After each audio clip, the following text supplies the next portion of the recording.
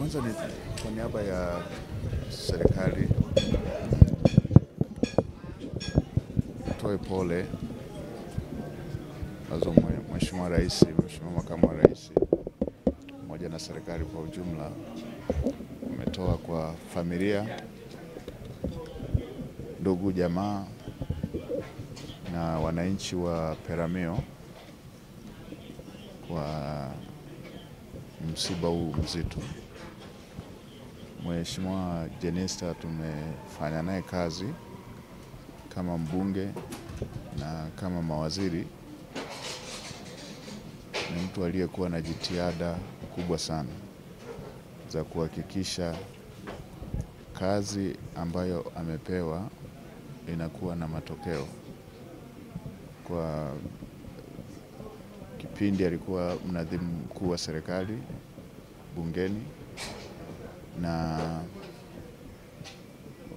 ndio nikiwa waziri wa fedha.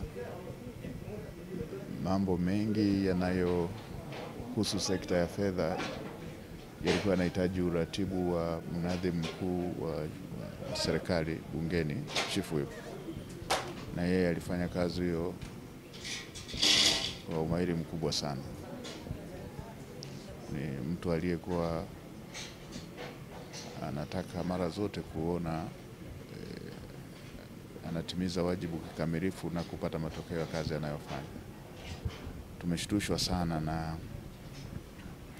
tukio hili la msiba, kwa sababu ni majuzi tu hivi tulikuwa wote bungeni na hakuwa analalamika jambo lolote linalohusiana na masuala ya kiafya. Kwa hiyo tunamwachia Mungu.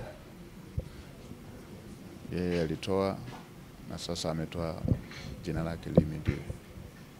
Asante.